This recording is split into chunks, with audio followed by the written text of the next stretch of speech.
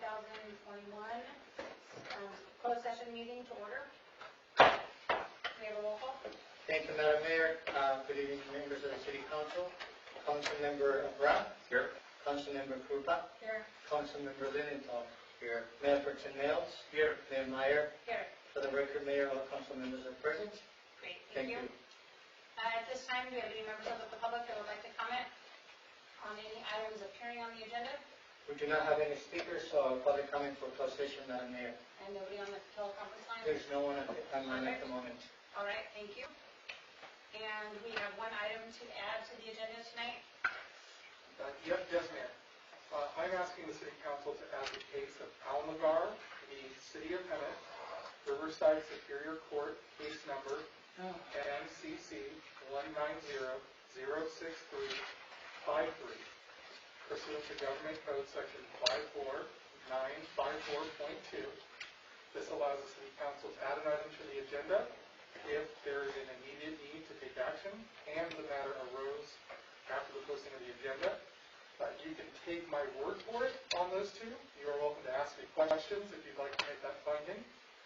The vote needs to be by 2/3. In the case of a 5-member council, that would be 4 out of the 5 present. Okay. I can let you know that I have briefed the city manager and the mayor on the circumstances warranting placing this on the agenda after it is posted for closed session.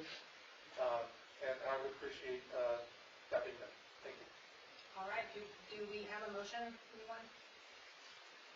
So moved. In a second? Second. Or any discussion? Councilmember Brown. Yes. Councilmember Krupa. Yes. Councilmember Lilienthal. Yes. Mayor Pro Tem Nails. Yes. Mayor Meyer. Yes. That item has been duly added to the agenda, Madam Mayor. Thank you. All right, thank you. At this time, we will adjourn the closed session. All right, good evening. I'd like to call this March 23rd, 2021 Hemet City Council meeting to order. Do we have a roll call? Thank you, Madam Mayor. Councilmember Brown. Here. Councilmember Krupa. Here. Councilmember Lilienthal. Here. Mayor Pro Tem Nails. Here. Mayor Meyer. Here. Thank you, Mayor. All present. Thank you, Mayor. Thank you. Next, our invocation will be by Pastor Lisa Swizik, and it will be followed by the Pledge of Allegiance.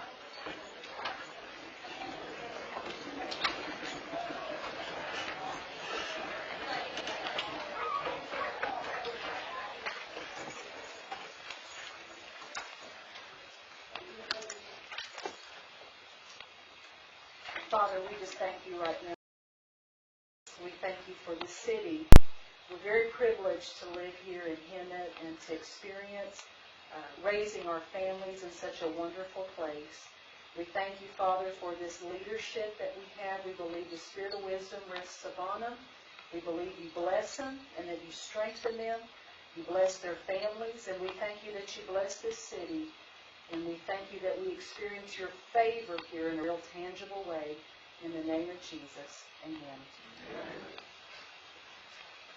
Salute to the American flag. Ready, begin.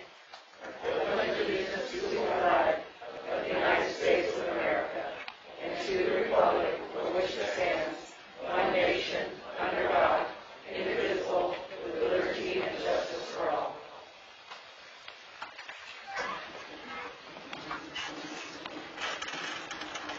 Next, item number 10, we have the city attorney. Can you please report out of closed session? Yes, Mayor. For the items on the agenda, we have no reportable action. For the item added to the agenda, that was Almagar, the City of Hemet. Settlement direction was given by a vote of 5-0. Thank you. Thank you. All right, next up, item 11 is communications from the public. Anyone who wishes to speak during this time can fill out a speaker slip. First, we will have public comment for items listed on the agenda, consent and discussion items. Do we have any speakers tonight? We don't have any. The phone lines are open, Mayor. There's no speakers online that I can see, but I will ask and see if there's anyone that recently came in. So if there's anyone on the teleconference line that wishes to address the City Council, please do so now. You have 3 minutes. I recognize there's a 30-second delay between our communication, so we'll give it a few seconds.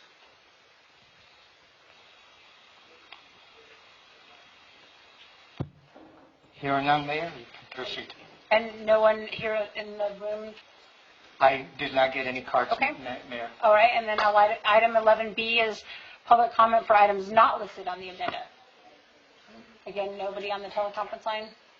We do not. And no one, all right. Okay, next we'll go to item 12A. We have a highlight reel of some recent accomplishments here in Hemet. So thank you, Mayor. As you know, we have a video that we've been compiling over the last few months. The latest video is available in the agenda backup. I believe we have Ty that will be able to queue up that video and have it available, presented in just a moment.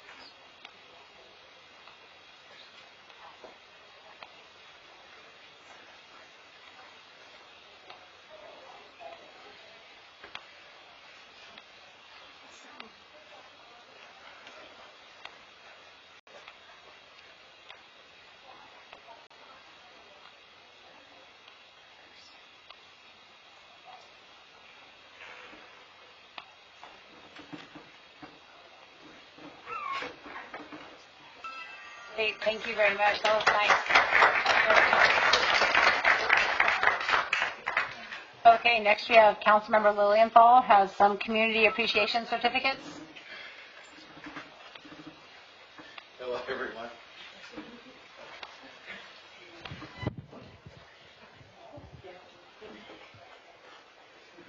Okay, as we know,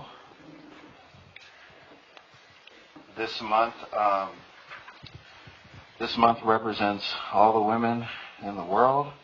It's the International Month for Women, and then there's I forgot which day it was, but there's a particular day for. Can someone help me? What day was that for Women's Day? Every day. Oh, every day. Okay. Well, I want to start with with a few veterans that we have.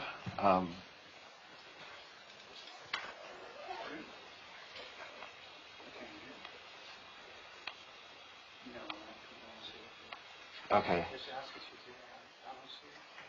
Okay, so we have Heather Renteria, we have Cynthia Cromwell, Sandy D. Hoagie, and Margaret Kohler. Heather is a U.S. Army vet from Persian Gulf vet. Cynthia is a U.S. Navy Vietnam vet. Sandy is a U.S. Army, and Margaret is a U.S. Navy Korean vet. And Hello? I don't think they made it.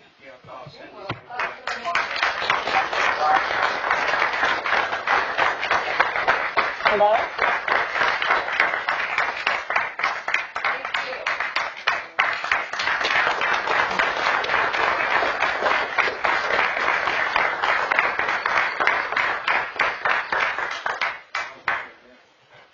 It read in recognition of your honorable service in the armed forces of our country.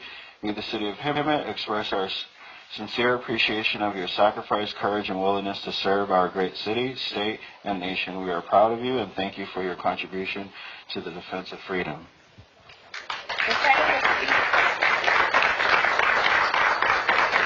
Okay, next we're going to move on to some general awards.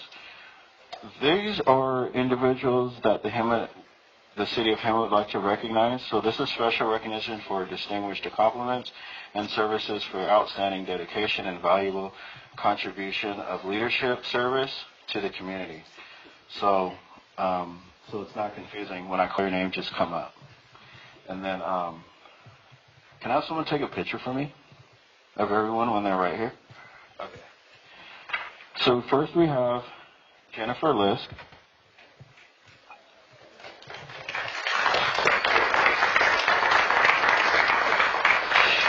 Shirley Johnson.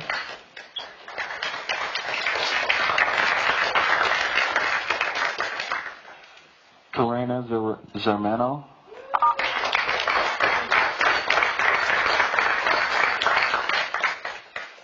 Karina is responsible for our Student of the Month program. We have Erica London.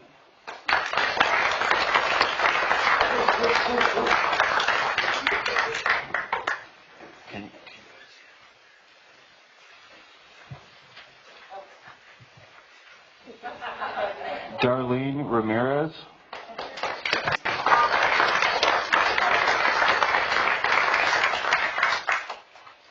Kathy Keynes. Your entry is not valid.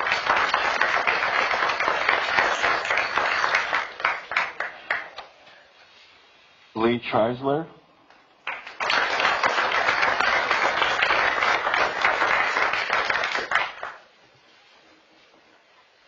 Stacy Olson.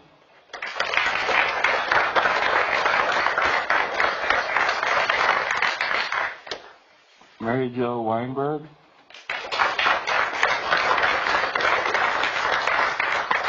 And Cindy Lemke.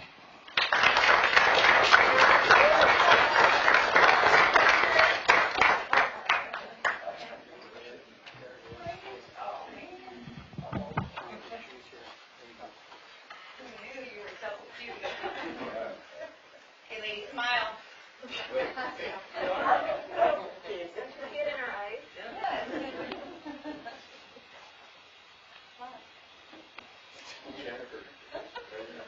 I'll wait till you have it. We got Shirley.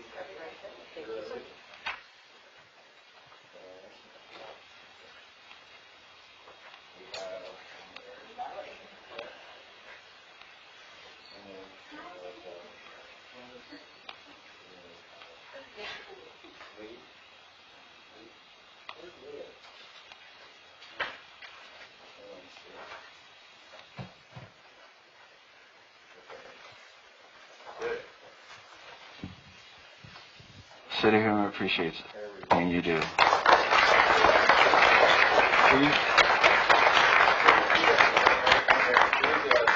Everything that you guys are doing in the city. We appreciate it sincerely.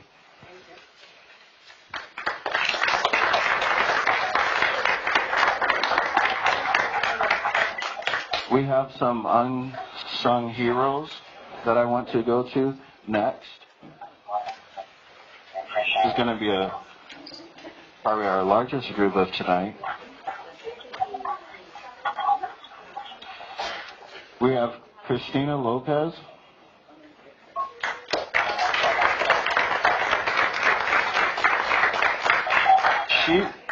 She funded a annual scholarship at Chocolates High School under her daughter's name.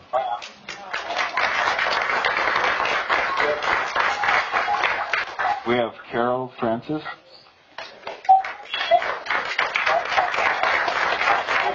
World Travelers Talk at the Hemet Library, first Friday.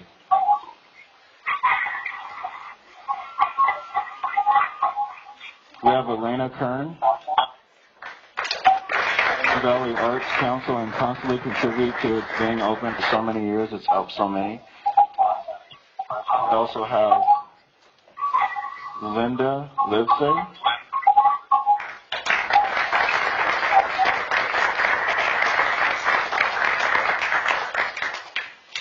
Penelope Engard.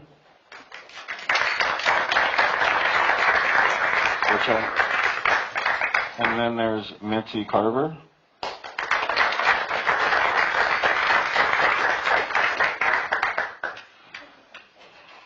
Pastor Lisa Swizik.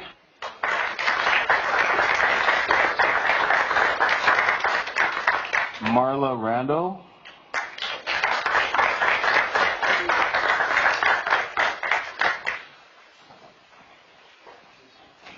And some special ones that were nominated by the citizens in the city, we're going to add to this. Jan Roscoe.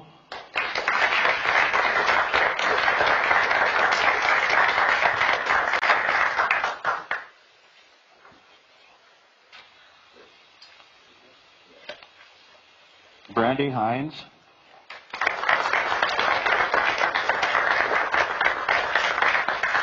Holly Morales. Ramsey Elaine.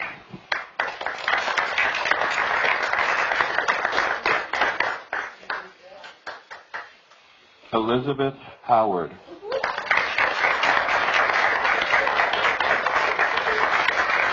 Tara Guzman.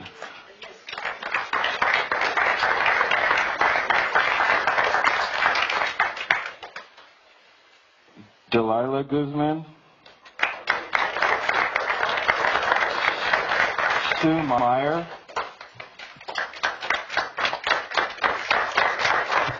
And Sheila Diggs.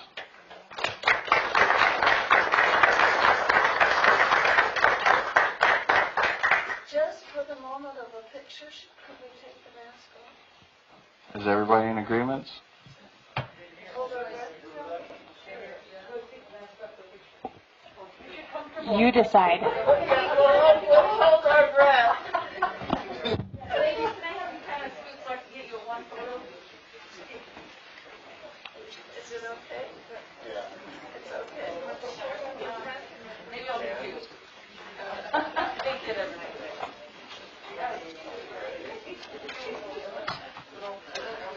I'm going to take this side first. Ready? 1, 2, 3. Good. I'm going to do this side back. Are you going to scooch in there? Councilman Williams-Hall, are you going to scooch in there?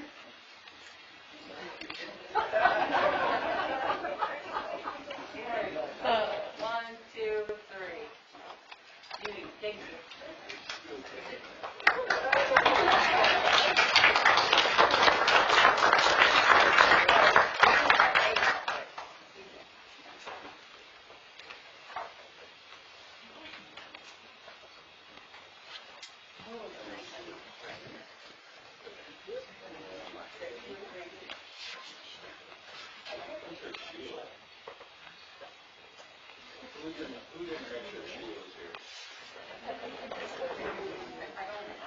Sheila, she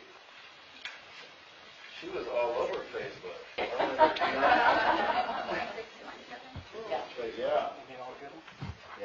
All of these women have shown so much. Did you get yours? What's your name?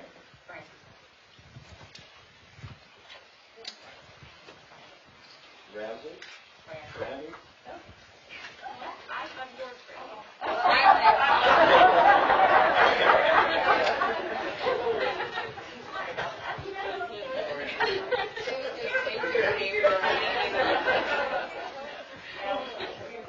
Lots of leadership in our city. I'll get it in a second. Lots of leadership in our city. I mean, you could talk about everything that these women have done in our city. Like from Marla, she sometimes feeds the homeless with like supplying for food kitchens and things like that. And we have Pastor Lisa. If you are a woman in this room and you would like to join like a women's ministry or something like that, this is who you need to get with. She leads a women's ministry where they go off on retreats and you can get blessed. You know, the Spirit of God is really heavy on her. And everyone, we appreciate all the things that you guys have done in this community. Keep your enthusiasm up. The city, a lot of people are impacted by your graciousness and everything that you guys do. So we really appreciate, on behalf of the city, we appreciate everything that you guys do.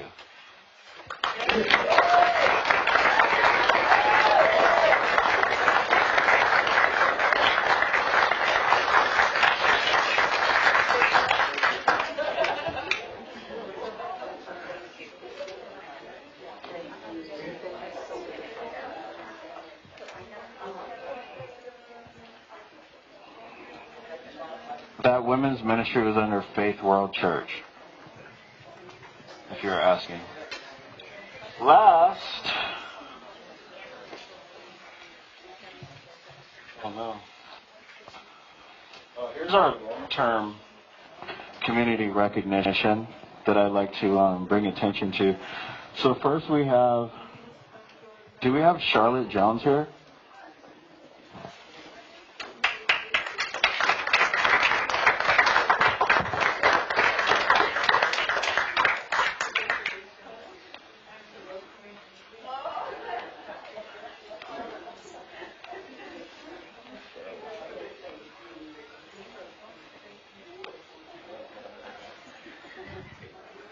So this is recognition from the city of Hemet. But the city of Hemet would like to recognize Charlotte Jones and the rest of the names I'm going to, the spirit of commitment to service. This is a community member who has shown commitment and passion for the community regardless of leadership position and shown a willingness to support efforts of diversity and inclusion.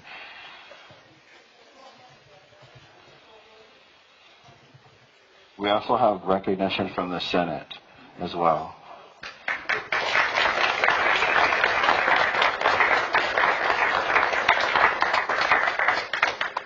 Charlotte, stay there. Linda Krupa.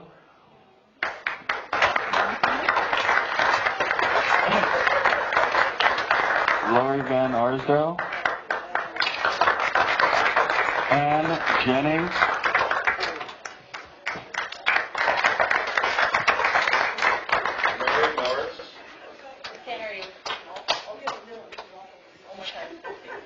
Mary Morse. We have Carol Francis.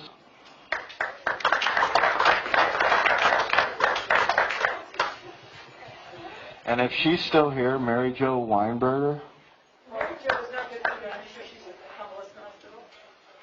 Okay.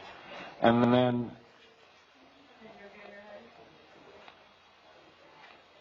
some that are missing would be Bonnie Wright and Gracelia Gosh.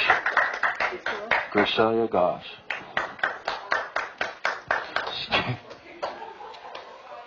So these people have like long-term, leadership.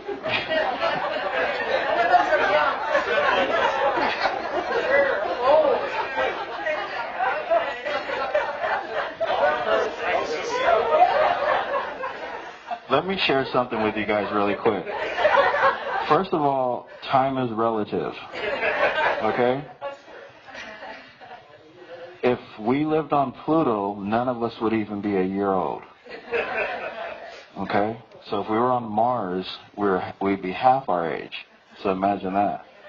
So it's just a matter of location. So if you want to be younger, feel free to visit another planet. But let me get these out.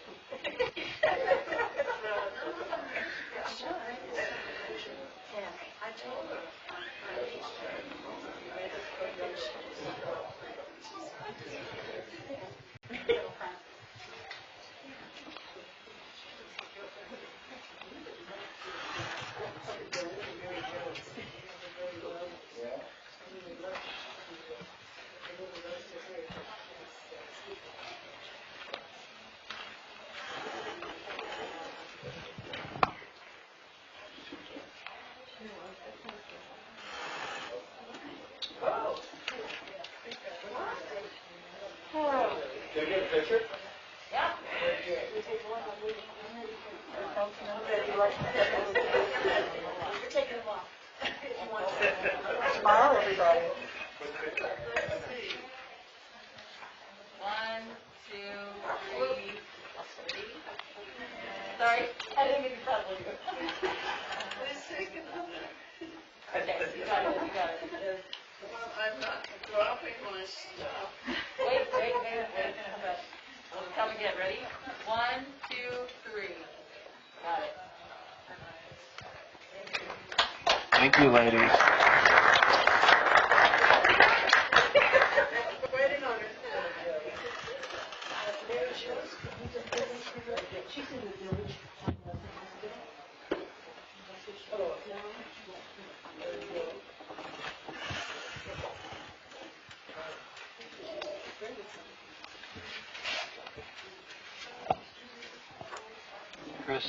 Chris, is it okay if we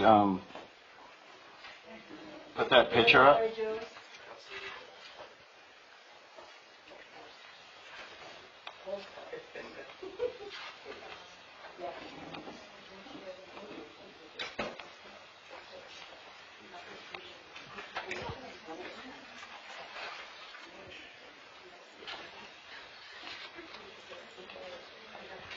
Lori, can you come here for a second?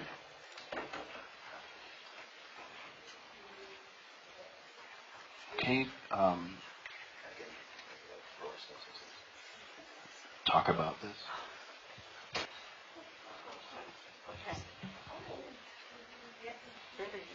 Councilmember Lilienthal asked me to speak about this plaque that is on the screen here. This is an endeavor we took on with the library, and I say we, it's because of the Ramona Bowl. Helen Hunt Jackson wrote the book Ramona, and yeah, but we had a friend who encouraged us to get a literary landmark recognizing her as an excellent writer, but somebody who contributed greatly to the literary landscape of the United States. We got together with the library and we applied for a literary landmark at the Ramona Bowl and at our library for Helen Hunt Jackson. This is done across the United States by the United for Libraries organization, and we received it last year, and we had hoped to present it at the play last year, and of course we didn't get to do it. So this is something we're going to celebrate, and Helen Hunt Jackson is the first woman to be recognized in California by the United for Libraries as a literary landmark, so it's very special.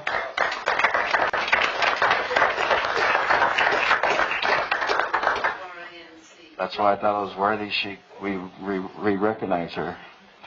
But thank you guys for your patience, and we'll see you next time. So, Mayor, if I could add something to that, I want to thank Councilmember Lilienthal for recognizing some of the city employees that were recognized tonight. I also want to send my appreciation to the rest of the female employees that really keep our organization in this city moving. I see some of our fire personnel. I know that we've got some female, one firefighter paramedic that's a female. I got my finance team out there. We've got HR. We've got the city manager's office, library staff. So we've got women across the agency that do incredible work. So I just wanted to make sure that I send my appreciation to those individuals as well. Thank you, Mayor. Thank you.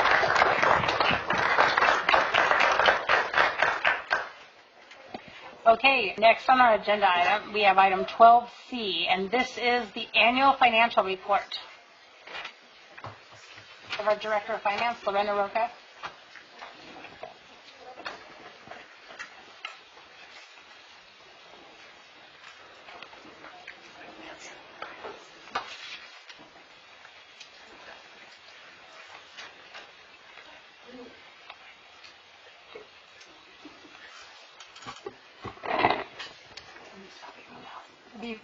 Before we start, I was given a speaker slip. I don't know how. Okay. Pat Gregory, do you want to come up and have your 3 minutes before this, please? Sure.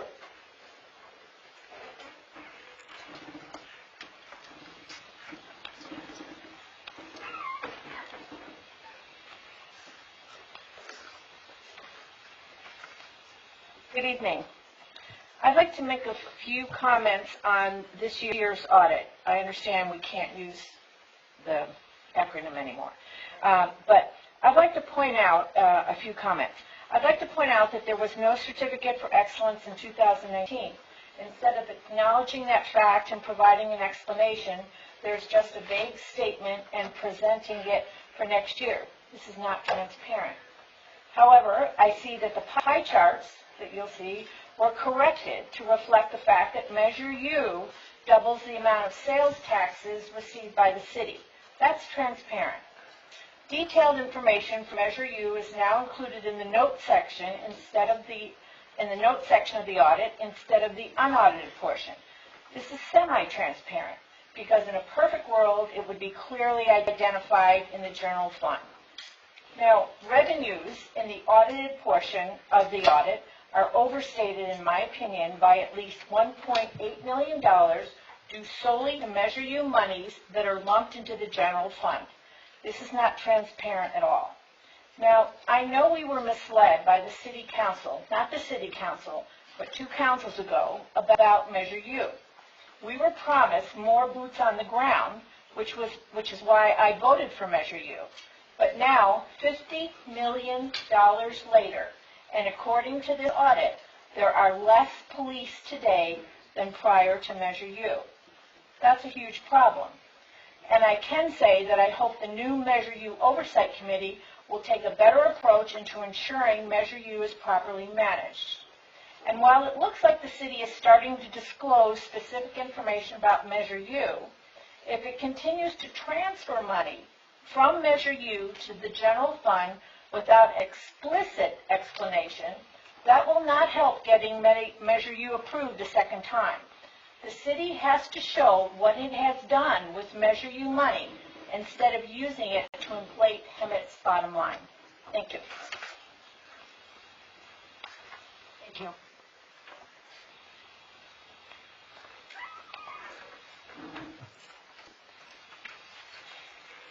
Good evening, Mayor and Council members. Tonight we're here to present the fiscal year 1920 Comprehensive Annual Financial Report. We should have on the line Ken Poon, who is representing the Poon Group and who audited the city's financial statements. Ken, are you on the line?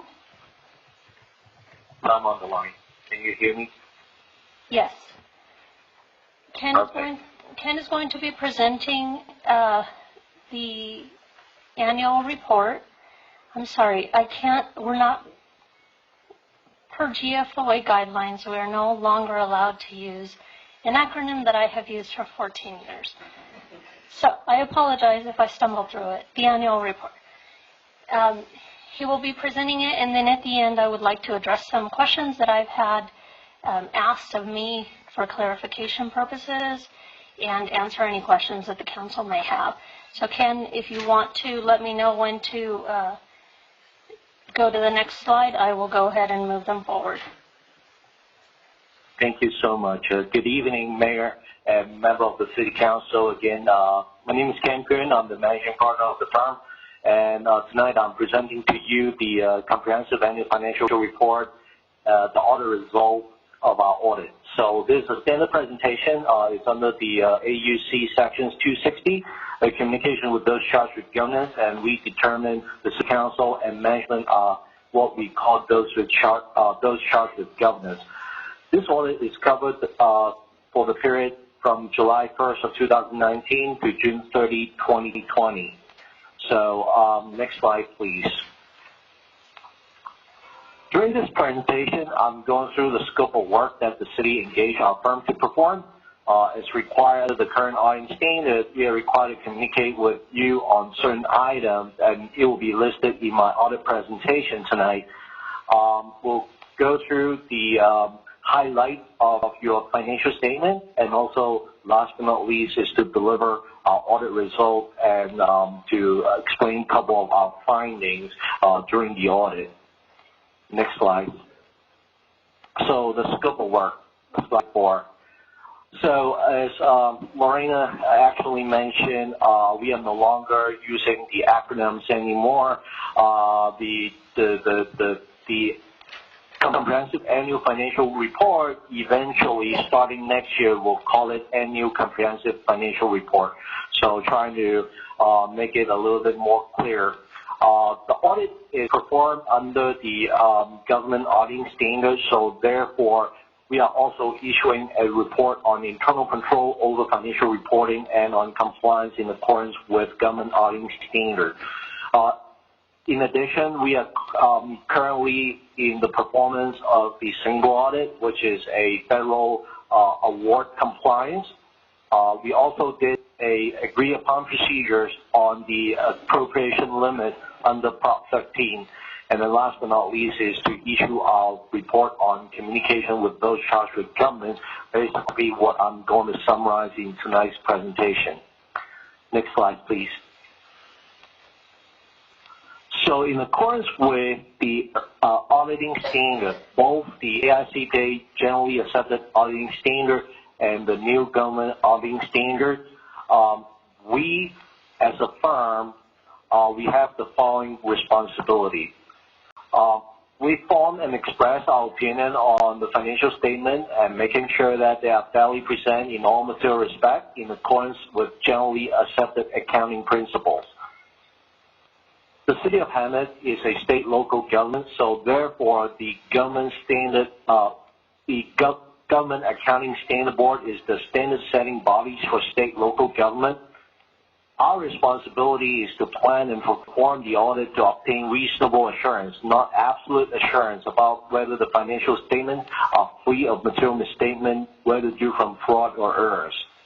We also consider internal control of financial reporting. However, such consideration is solely for the purpose of determining our audit procedures, and we are not here to opine and giving an opinion on the effectiveness of the internal control. However, if we identify any material weaknesses or significant deficiency in internal control, our responsibility is also presented to you in writing. Next slide. So the next couple slides is regarding the required communications under the AUC sections 260. Next slide. So the first item is talking about ethics and independence. We are actually performing some non-audit service, including the preparation of the financial statement for the city. So therefore, we are required to go through a couple of the procedures, making sure that your finance team has the skill, knowledge, and experience to take responsibility of your financial statement. Also, internally as a firm, we do have safeguards to make sure that our non-audit services is overviewed by a second partner, which is not within our engagement team. We are happy to present to the board, to the City Council, that we comply with all relevant ethical requirements regarding the independence. Basically, it's spelled very clearly in the new Yellow Book standard, which is the government auditing standard. As you're aware, the city is required to adopt sound accounting policy. There are so many accounting policies that was being adopted by the city, and all the significant accounting policy are disclosed in Note 2 to the financial statement. Even the fact that during the COVID-19 situation, GASB also provides some financial reporting relief to financial statement preparer. So therefore, the city is able to implement GASB 95, which is the postponement of the effective date of certain authoritative guidance, which means that there is no new accounting principle that is applicable for the current fiscal year to be implemented. Under the U.S. GAAP, the city is required to include estimates on these financial statements. There are a couple estimates that are significant that we will disclose to you, including the fair value adjustment on investment, the depreciation on capital assets, the net pension liabilities, and then also the net other post-employment benefit liabilities. So those four items are significant estimates in these financial statements. Next slide, please. there are certain sensitive disclosure, including in this report. As I said earlier, Note 2 is your summary of significant accounting policy. We always refer to the Note 2. Note number 9 and Note number 10 is regarding the city's retirement plan and other post-employment benefits that you offer for the retirees. And these have significant accounting estimate. The estimate are being calculated based on certain assumptions being used by the actuaries. So on Note 9, the actuary is from CalPERS, and then Note number 10 is actually the city's contract actuary to calculate those liabilities. In Note number 12, there are certain individual funds that has a net deficit fund balance.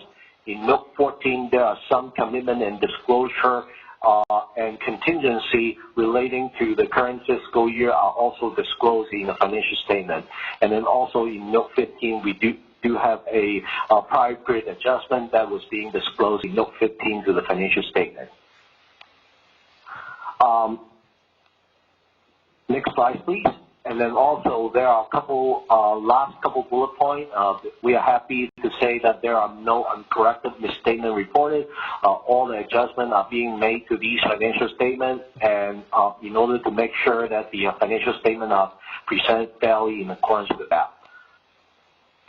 Once in a while, management may decide to seek a second opinion in accounting treatment or audit procedures that we perform. To the best of our knowledge, and also coming from management informing us, there are no such consultation with another CPA.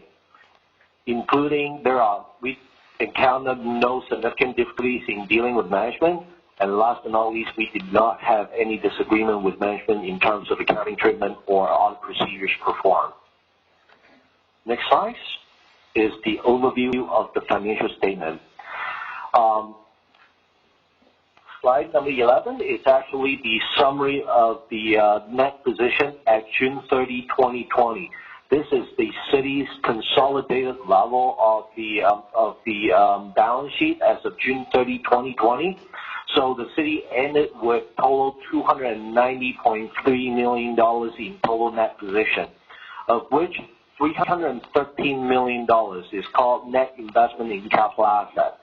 $53.8 million are restricted by third party or enabling legislation, remaining the unrestricted net position. And for financial reporting purposes and also for transparency purposes, we disclosed the Measure U of $13.4 million remaining for the governmental activities, and then remaining the other unrestricted deficit of $90 million in total. Next slide. Next slide is the income statement for the city for the whole entire year. Total expenses, $84.8 million. Program revenue, which the city can charge the user for a fee or being subsidized by a grant or other contributions. So total program revenue was $46.4 million, resulting in net cost of service of $38.4 million. So those are being covered by your general revenue, which including the taxes and also the investment earnings. So total of the general revenue of this year for this year is $47.9 million. So resulting an increase in change in net position by $9.6 million between both the governmental activities and the business type activities. Next slide. General fund is the main operating fund of the city. So the city ended with a total fund balance of $26.9 million. As you can see, the fund balance break it down by 5 different categories, and then this is in accordance with GASB statement number 54. Total non-spendable, $660,000. The majority of the non-spendable is actually the Measure U actually did have a prepayment, $651.6 million. Under the general fund, you also have another restricted by third party for the public access channel of about like $1.3 million. And also, you do actually have the committed fund balance, including the Economic Stabilization Reserve of $8.1 million, and then also the Measure U Public Safety for Personnel, $12.7 million. And then the assigned fund balance is for the continuing appropriation of $890,000, resulting in an unassigned fund balance of $3.1 million. So total fund balance for the general fund at June 30, 2020 was $26.9 million. Next slide, please.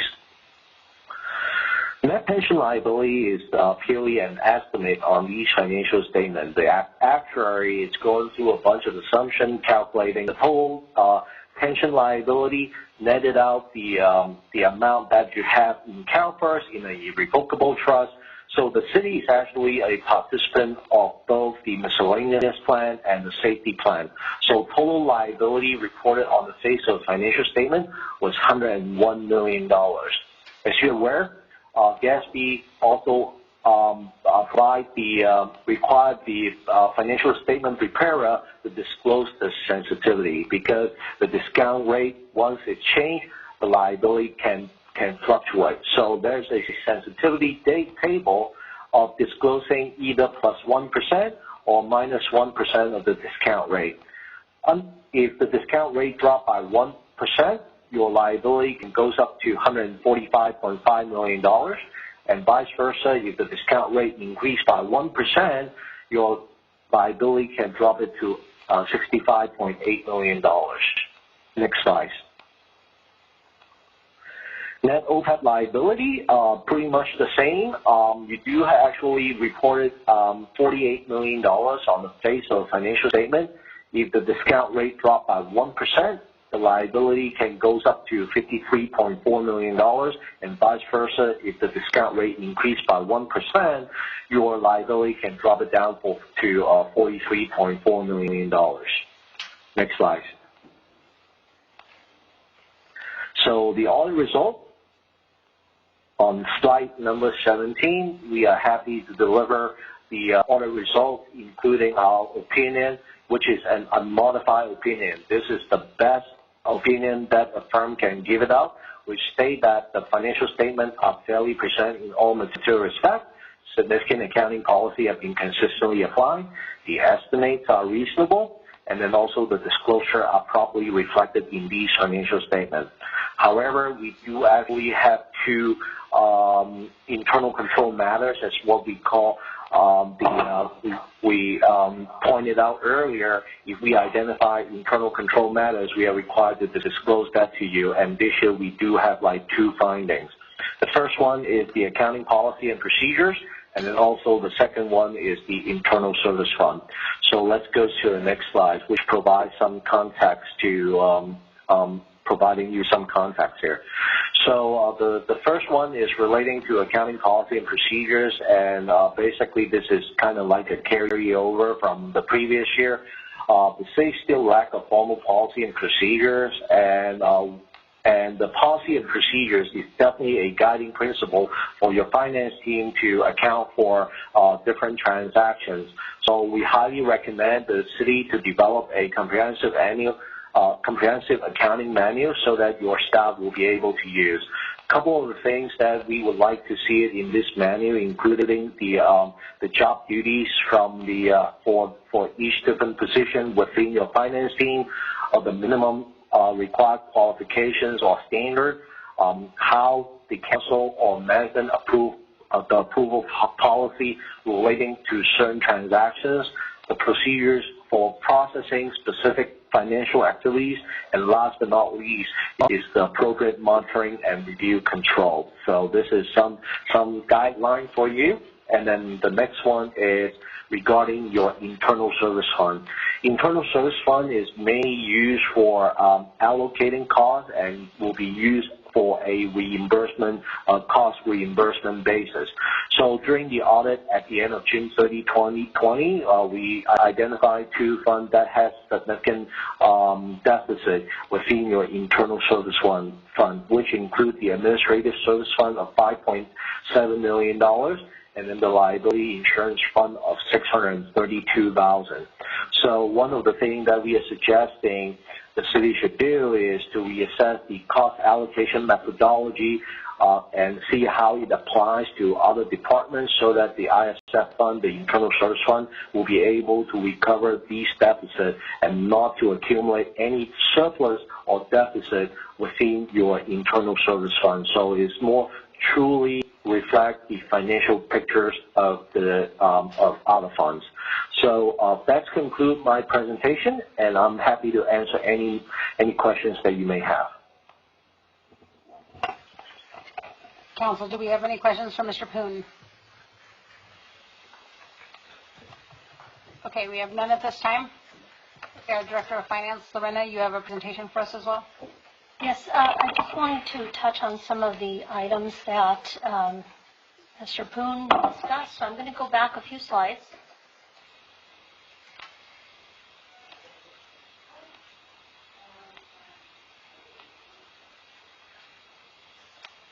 Okay, on the general fund balance, one of the big changes that we did make and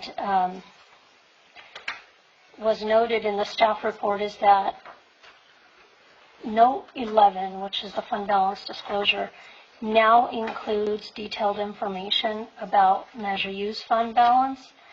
And I was asked if the information in the notes is audited. Absolutely, it is audited. What is not audited is the statistical information at the end of the annual financial report and the management discussion and analysis at the beginning of the report. So the breakdown that you see in page 86 or note 11 shows a total fund balance for Measure U of $13.4 million. When you look at this slide, it shows Measure U broken up into two parts. The committed balance of $12.7 million, but you also have to remember that that Measure U prepaid of $651,000 is part of that. So when you add those two together, it is the $13.4 million. The other big change that we made was to show the, sorry, let me find the page, to show in the government-wide activities. Previously, we were showing Measure U balance as a restricted balance. But GASB 54 determines what balances can be restricted and what balances are committed. So by definition, GASB 54 says that the restricted fund balance category includes amounts that can be spent only for the specific purposes stipulated by Constitution, external resource providers, or through enabling legislation. So that would really mean anything outside of the city of Hemet that is not the council's restriction. The 20% set aside or the 20% reserve, as well as the Measure U, the use of Measure U is committed because it's committed by council action, not by state or federal or any other sort of restriction. And so we decided that it was best to reflect it this way because this is the correct accounting way to show it. I know in the past, council wanted to see it as restricted because it feels like it is restricted, but by GASB 54, it's not. It's committed. And so we made that correction, and we did have the support of our city attorney to make that correction. So we went ahead and did that. I want to touch a little bit on the findings because I know those are important. They're important to me.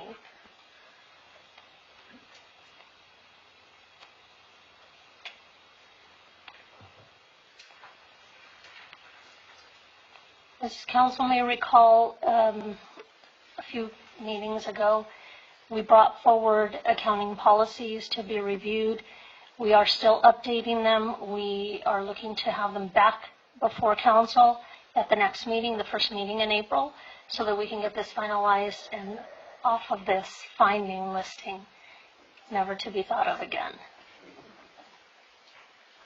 And on the second finding, the Admin Services Fund, even though it's listed as Admin Services Fund, what it really is is the general fund overhead, fleet maintenance, equipment maintenance, so anywhere where there's staffing involved.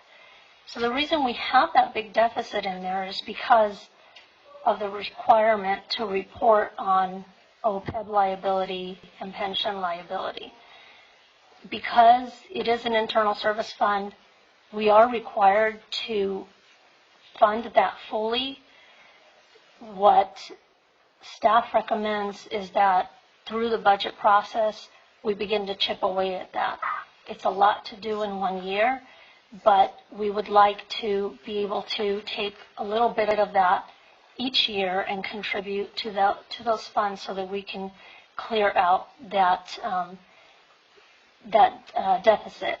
In the liability insurance fund, you recall, we have excess liability insurance, which means that the city is responsible for the first $250,000 of any case, any legal case that the city is involved in, and then anything in excess of the $250,000 is reimbursed by our insurance.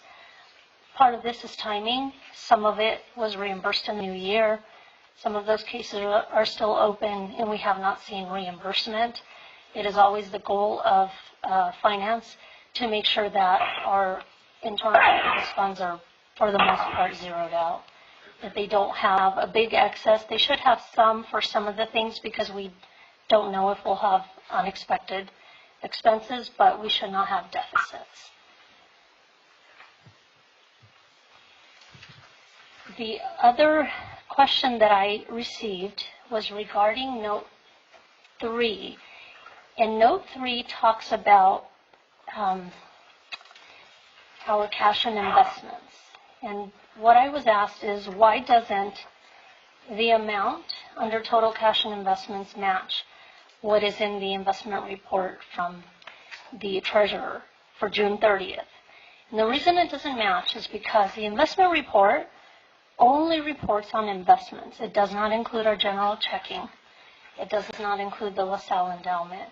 So when you take those items and you subtract out any deposits that were in transit, a lot of times there's a payment that we receive in our bank account, but it doesn't get booked until July because we don't even see the information until July. So we call those deposits in transit. There's checks that haven't been cleared. So when you take those numbers and you back them out, that's how we get the difference between total cash investments and the treasurer's investment report. So that is all I have. I'm open to any questions that council may have. Thank you. Do we have any questions here for Lorena? How do we get you to write that up in the notes? In these notes, So when people read it. They don't. I'm not an auditor, so I would have to defer to Ken to ensure that we can add those items to the notes. But our goal is transparency, and part of why we do this presentation is to make sure that we can answer those questions for people. Thank you. I appreciate all the work that you did, and I appreciate you double checking and triple checking all of these numbers. I know it's a lot. Mm-hmm. Based on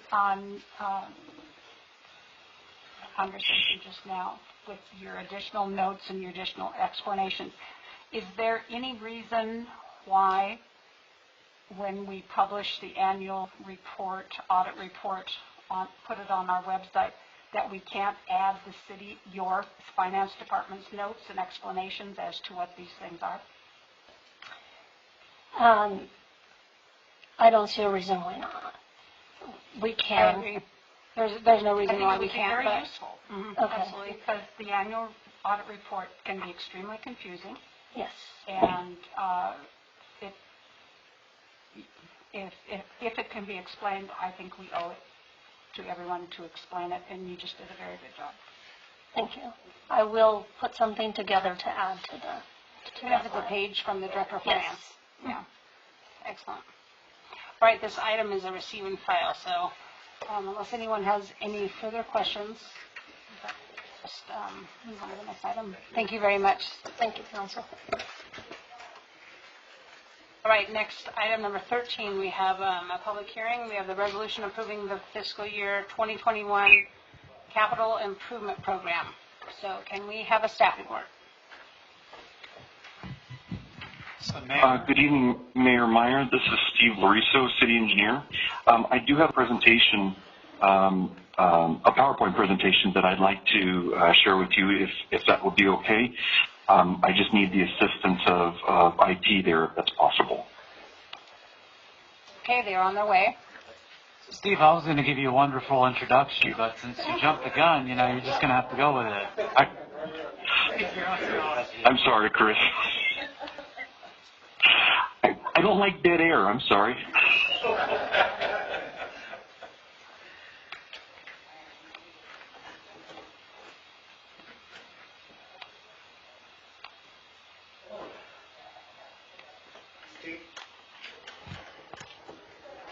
Hi, Steve. Yes. Just let me know whenever you need me to Yes, move the Daryl? slides.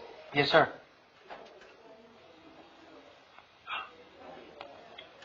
Okay, so there's just a slight delay, so I'm just waiting for the presentation to be shown, that's all.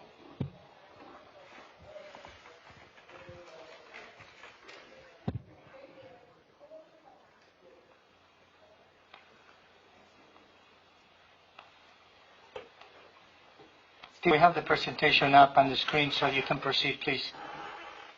Oh, okay. I'm sorry. I didn't see it on the camera. Okay. Well, good evening. This is, again, Steve Loriso, here to come back and speak with you again about the capital improvement program for fiscal year 2020-2021.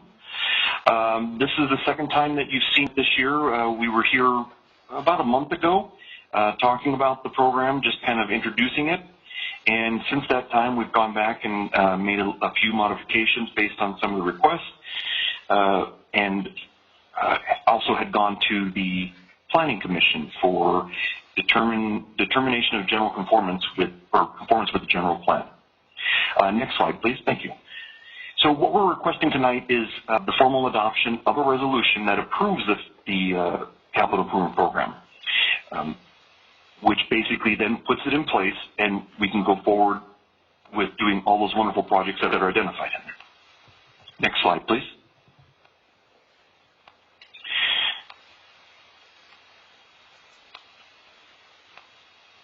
So the map is hopefully on the screen there. The idea is to show a little bit more about the projects that are going on that we've accomplished. This is updated as of beginning of March. So the map that you should be able to see, it might be a little difficult, but... I'm sorry? It was just static in the line. Sorry. So the pictures, or the picture that you see shows a little more detail of the streets that have been done over the last 2 years, and is updated as of the beginning of March. Next slide, please.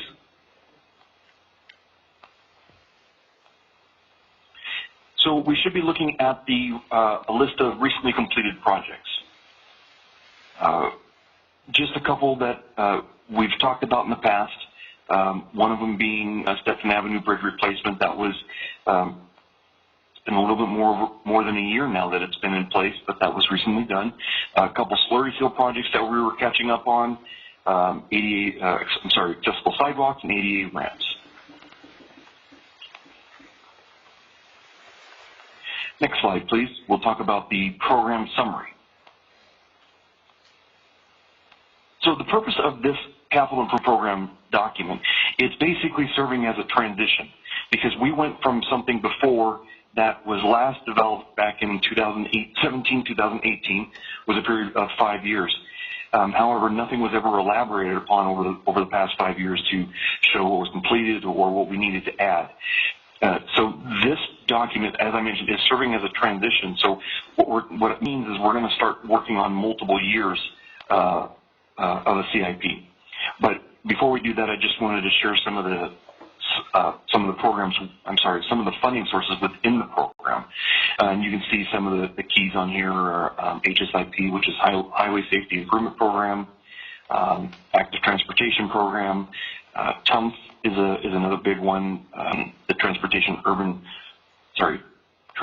Uniform Mitigation Fee Fund. And then one other one I wanted to point out there is CDBG.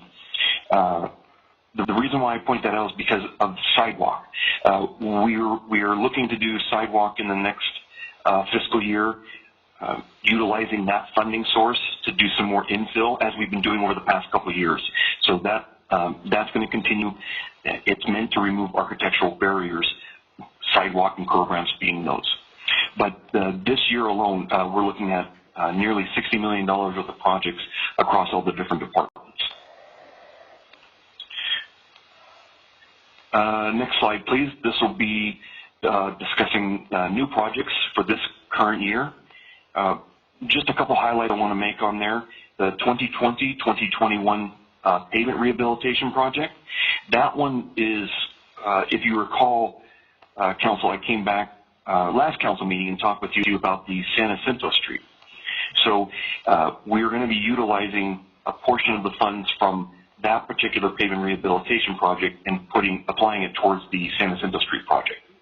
So that will be coming up later on this fiscal year, depending on Riverside County Transportation Department. Another one is the 2020-2021 citywide slurry seal project. That's about $350,000 that was awarded about a month ago, and we're having a pre-construction meeting actually today with the contractor, and then I'll be getting started soon.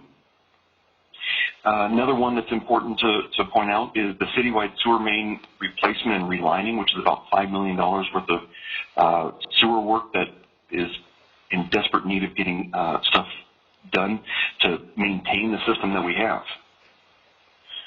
Next slide, please. So now I just wanted to highlight one of the projects, which it should be the Echo Hills tank site and waterline improvements.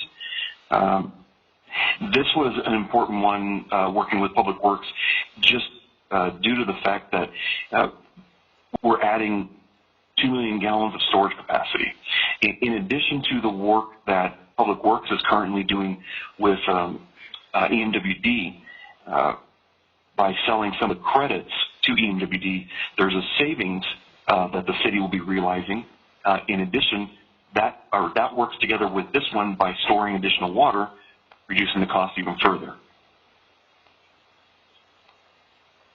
Next slide, please. Now we should be talking, I think it should be what's next. And that should be, I think, slide 7. So I have some grayed out items on there. So what we're looking at, though, is kind of a chronological order. Input from the City Council on the projects. We received that back on February 9th. We talked to Council about that. Before that we went to the Infrastructure Commission. Then we went to Council. Then we went to present it to the Planning Commission, where their role is to determine conformance with the general plan.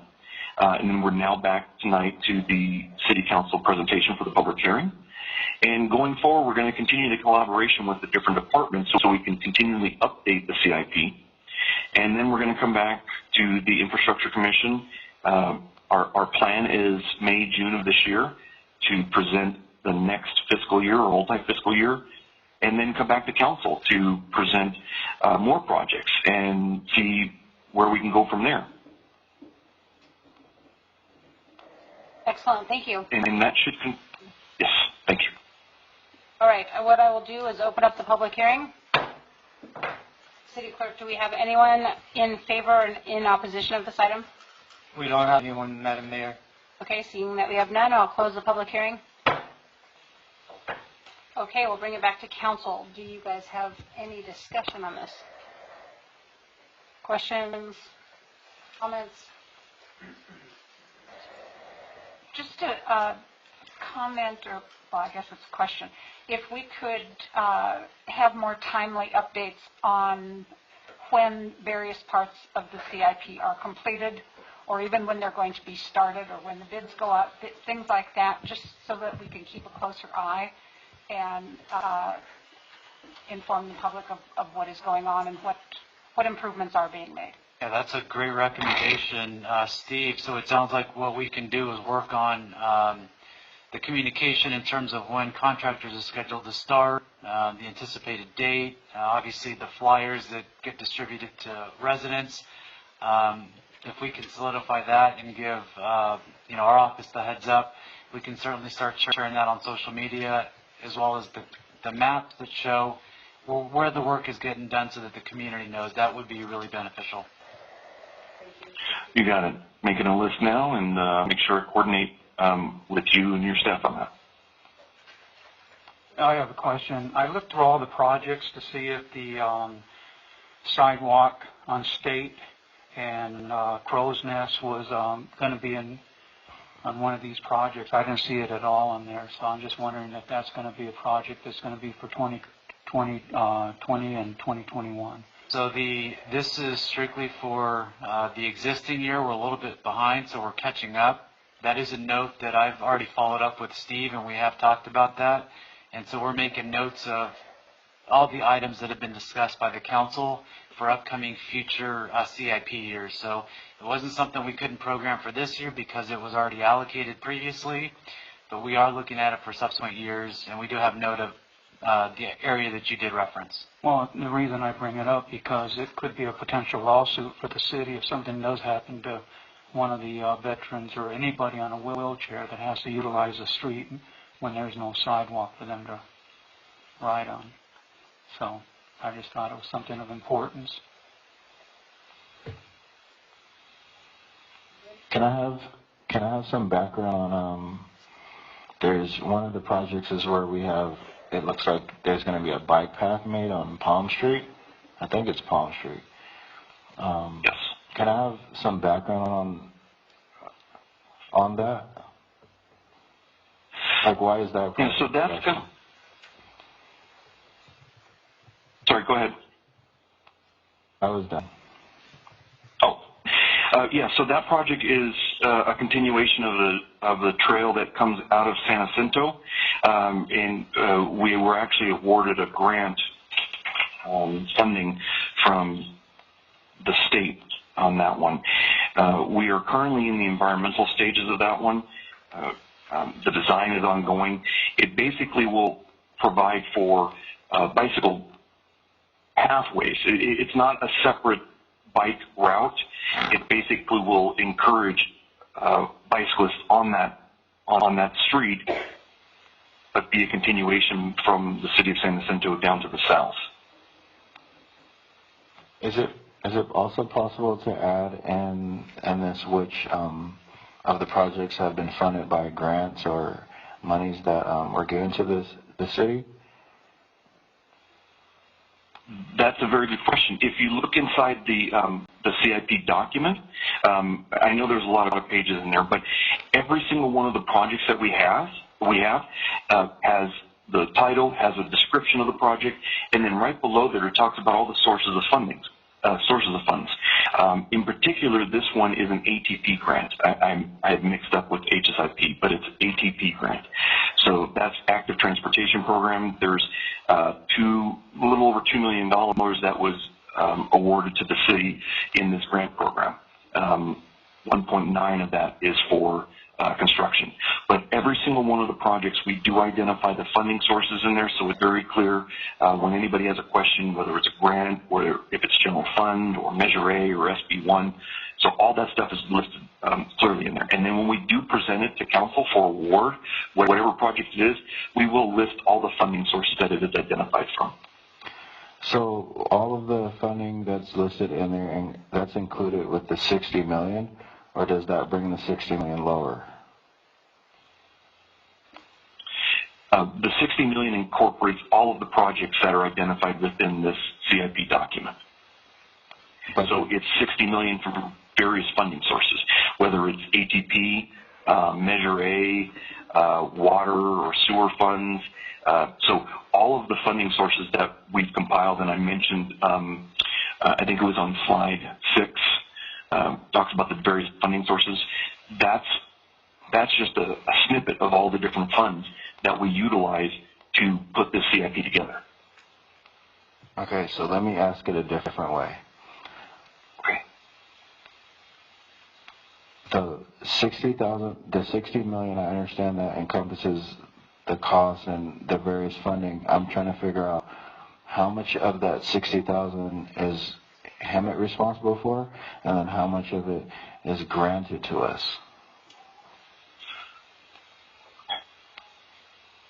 It's not necessarily as simple as saying granted to the city, because when there's grants, like for instance the ATP grant, but there's SB1, which is the Senate Bill 1, or the RMRA, or Measure A, which is a sales tax. So those wouldn't necessarily be grants, but they're utilized for road improvements. Additionally, if you were to look within the CIP funding portions of the document, which is page 16 of 79, it breaks down the various funding sources and talks about which ones they are. So just starting at the top, you see the Active Transportation Program. The next one is Community Development Block Grant, California Statewide Community Development. So it goes on and on. All of these come from the city some way, but it's just basically the funding mechanism, because they're coming from all the different sources. So as far as strict grants, you have the ATP, which is the Hemet Valley Bikeway Connect, which is a little over $2 million. As I pointed out in the worksheet there, it's about 1.9 in construction that is being provided to the city from that. The other one would be HSIP, which is the LED safety lighting and pet countdown signal heads, and that one is a grant as well. Okay. I'm asking because I'm an auditory learner.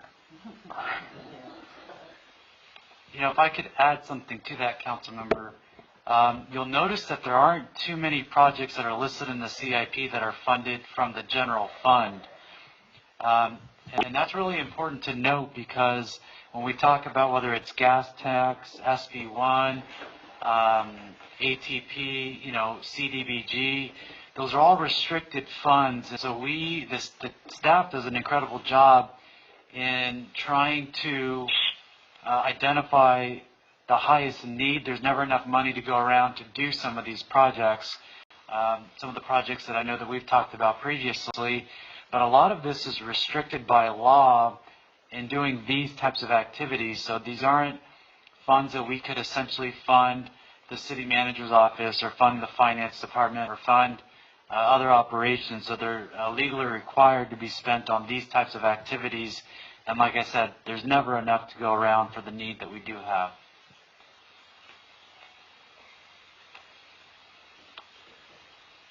Appreciate everyone's patience.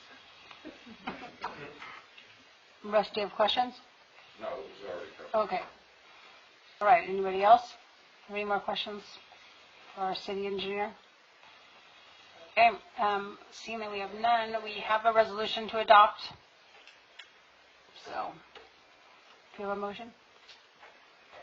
Mayor, I move that we adopt a resolution approving fiscal year 2020-2021 CIP for the City of Hemet and authorize Finance Director to establish project appropriations per the CIP for new requests only.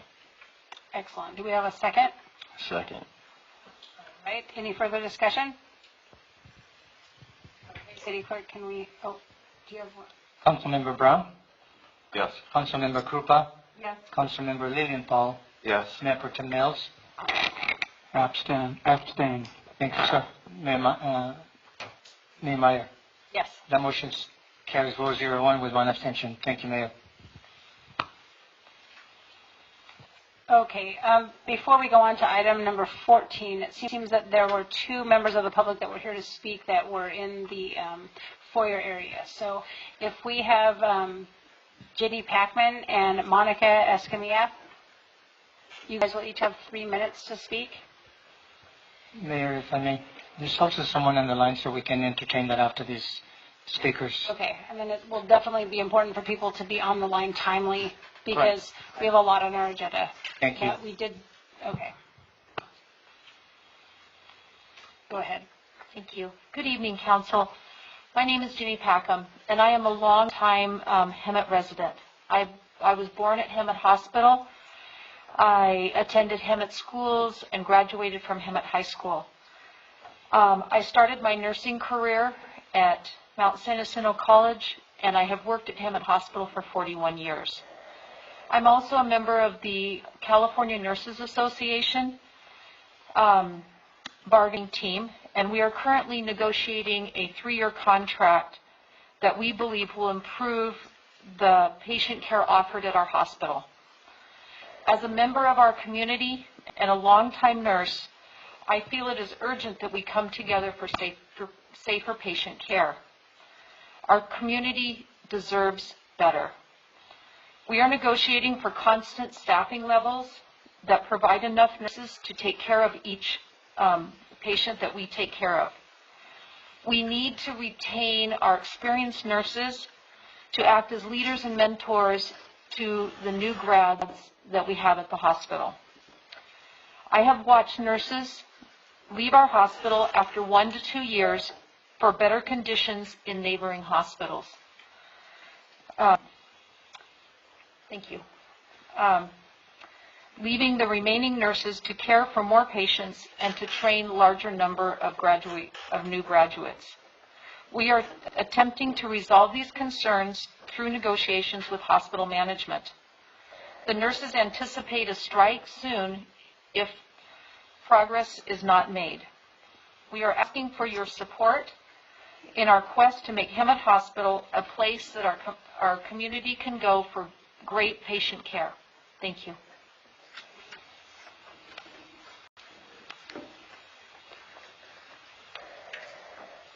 Good evening, Mayor and Council. My name is Monica Escamilla, and I've been an RN as well, alongside Jenny, for about 3 years now. Hemet's been my home for that amount of time. As a new grad myself, starting to transition into more of a mentor and preceptor in the emergency room. We've been unable, as she said, to retain quality and experienced nurses the entire time I've been there. This is causing a huge issue in all departments, trickling into from the ER all the way up to the floors. Now we have new grads hiring or mentoring new grads, and then that's just posing a very big issue. We need the experience of nurses just like Jenny to help us newer ones, to provide the best care we can. This is hindering our patient care in a significant manner that it's alarming, very alarming. So much so that our practices, it's affecting the amount of patients that one nurse has to one nurse to patient ratios. We're significantly out of ratio, and this is causing extended wait times, which has been an incredible concern from the community as far as the biggest issue that we get. That's definitely a direct link to being understaffed every single night. And every night that night shift work that I've worked at, we've never had a fully staffed shift. We're supposed to have 10, we have never hit that. Again, it's trickling down to not being able to retain quality nurses. Then the great nurses that do decide to give their time and stay for years and years, just like Jenny, it's because of the camaraderie that we have against our coworkers. I myself don't see myself leaving Hemet. I love who I work with, and I love our teamwork every night that I work there. We want to be proud that we to say that we work at Hemet Global, and not get the comments that we do when we do mention we work there. Again, we might come to a strike if our negotiations aren't met as far as the higher wages, benefits that we deserve, and it's been a long time coming. We ask for your support on behalf of the community and all of the nurses at Hemet Global. Thank you. Thank you both for coming. As you both know, we don't have jurisdiction, obviously, over the hospital, but we are very appreciative of the work that you do. I work in an emergency room, and I have complete empathy for all that you are working with. Don't be discouraged, and we are thankful that you are choosing to work in Hemet and that you are serving our community. So thank you. Hang in there, you two. Okay, next we have item 14, receive and file. Mayor, if I may, excuse me. Ms. Calderon is also part of these groups. If I may indulge your assistance in letting her speak, please. Okay. Ms. Calderon, please go ahead. Good evening, Hemet City Council. My name is Laura Calderon. I am a baccalaureate prepared registered nurse at Hemet Global Medical Center. I started my career there at this facility in August of 2019 in the medical, surgical, and cardiac telemetry unit as a newly graduated registered nurse. As a new nurse, I looked my fellow experienced nurses on the floor for training, guidance, expertise on all things nursing. Furthermore, I relied on them to ensure proper staffing levels, safe patient assignments, adequate patient acuities that were not always achieved. Shortly after coming on board to Hemet Global, my unit lost decades of experienced nurses to a newer facility offering higher wages down the road. Fast forward to today, nearly 70 to 80% of our units are staffed by recently graduated nurses with less than 6 months of experience. With the lack of experienced nurses to train, advise, and guide these new nurses, staffing issues are prevalent. Nurse-to-patient ratios are higher than ever, as well as not receiving safe breaks and meal periods laid out by Title 22. Hemet Global nurses are asking you, the City Council, to take an active role in helping Hemet Global Medical Center to attract and retain experienced nurses to help better serve our Hemet community, as well as provide safe and more adequate patient care. You, as the City Council, may wonder how you can help us. And the answer is simple. Stand with us nurses at Hemet Global as we speak out for our patients, as many of our patients can't speak for themselves. It is our duty to stand up for the only community hospital in Hemet, and many people in the community speak very negatively of our facility. There's no shortage of stories of ER experiences, long wait times, and preferences to receive care outside of Hemet. This dynamic can also be directly attributed to a lack of prioritizing attraction and retention of exceptional registered nurses. We, the nurses at Hemet Global, are currently in bargaining, and when it comes to patient safety and satisfaction, better serving the community and attracting and retaining exceptional nurses, we are hoping that you will stand with us when we vote to strike.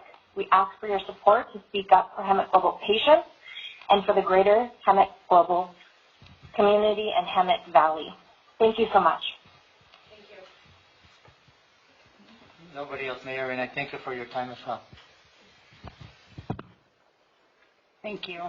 Next, we move on to item number 14, receive and file. This is the Measure U Oversight Committee letter.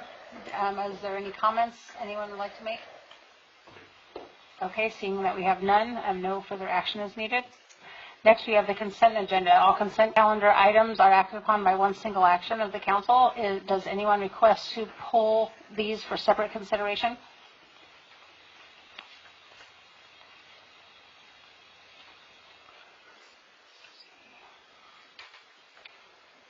Okay, seeing that we have none, do we have a motion from anyone? I would like to make a motion to approve the entire consent calendar and congratulate council on getting it done. That's right. And I'll second that motion with the addition of thanking all of the staff that was involved in making that happen too. Excellent.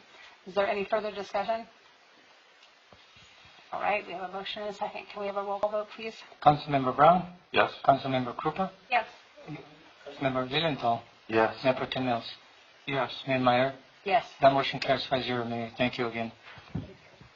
So Mayor, if I could say something on that, I really wanted to thank the council within the consent calendar were MOUs, and I really want to thank the leadership of the council for providing direction on that. We all know how hard our employees work. We know how committed they are, so I just want to thank the council for acknowledging that, and then also thank the negotiations team, Lorena, Norma, Melanie, who wasn't here, but obviously they did an incredible job in pulling vast amounts of data. So I want to thank the council, and I also want to thank the staff. So thank you, Mayor. Thank you. Thank you very much. Okay, item number 16, we're moving to discussion action items. 16A is our coronavirus update. City Manager? Thank you, Mayor. So we've exceeded the 1-year anniversary of the closures that have been in place, but I'm happy to report that starting yesterday, we did begin reopening our offices. And so yesterday we began reopening from 9 in the morning to 1 in the afternoon. And so we're slowly getting some level of normalcy back, and we are having visitors back into City Hall, which is great. And we are having enough time for staff to clean up and make sure that everything's still in place when they do go through the process of making sure that everything's clean. In addition to that, we've had a number of vaccine clinics throughout the city, and the overwhelming majority of employees that initially wanted the vaccine have already been vaccinated. So that's been a very good thing, and I want to thank our partners, the hospital, and the other groups that have reached out to us when they've had additional doses to see if there's any additional employees that maybe didn't want the vaccine at the very beginning but do want it now. And over the last week, I know that we've been able to get at least 3 or 4 more employees that didn't want it to get vaccinated. So really want to thank our partners. Thank you, Mayor. Great, thank you. Item 16B, we have a council discussion on our Jpia property program participation.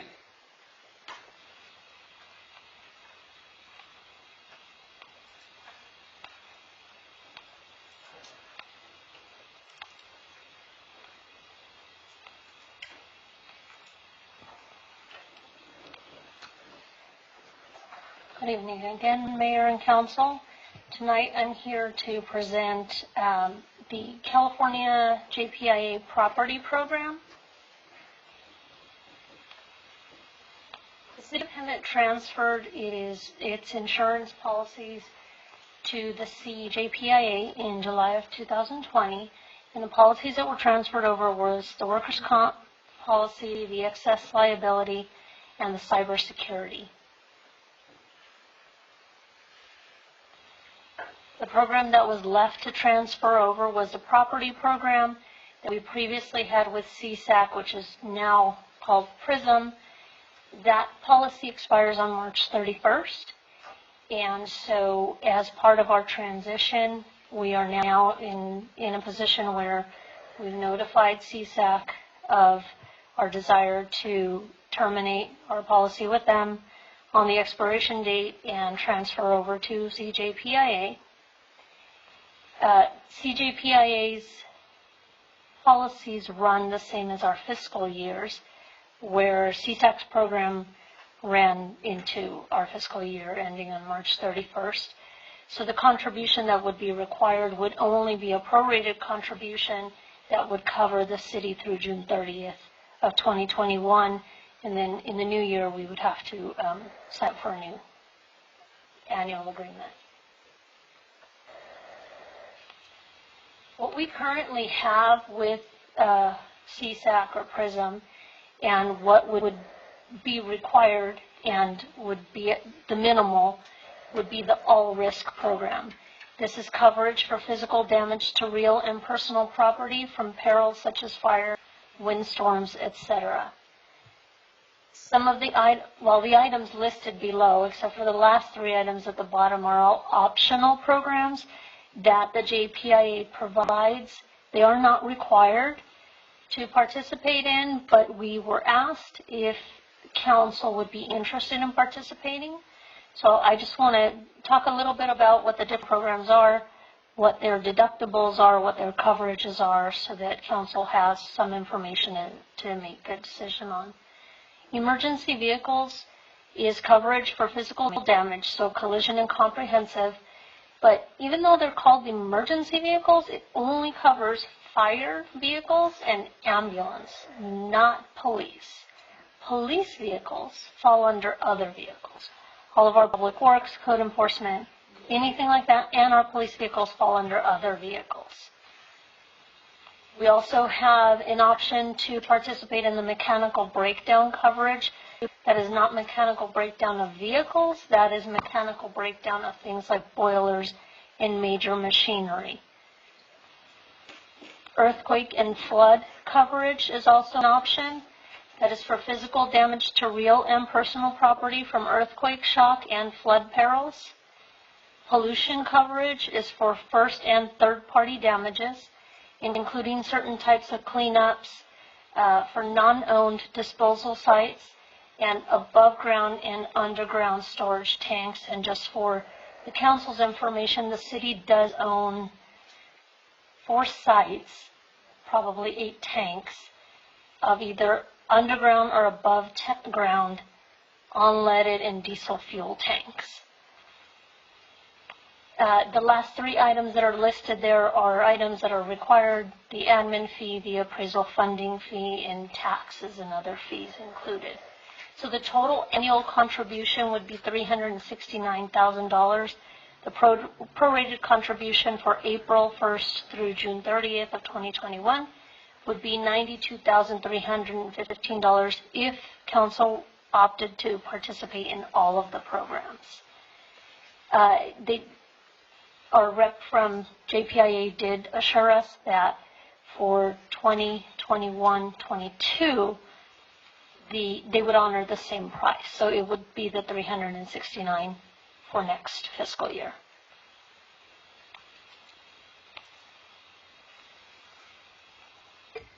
There are coverage limits for all of these programs. The all-risk program, which is the one that we would be required to participate in, has a $500 million per occurrence, but this is a shared limit for all participants, and a $10 million annual aggregate for flood, and that's per member limit. Each occurrence has a $10,000 deductible. For emergency vehicles, so fire vehicles, there's a $10,000 deductible per occurrence for collision and a $10,000 deductible per occurrence for comprehensive. For other vehicles, it would be $2,500 each per occurrence for either collision or comprehensive. On the mechanical breakdown, it's a $5,000 per occurrence deductible with a $100 million per occurrence coverage limit, but again, it's a shared limit. And on earthquake and flood, $150 million per occurrence coverage limit, shared. Earthquake has, it says it's a per unit of value, so it's a $100,000 minimum deductible. And on flood, the same thing, a $100,000 deductible.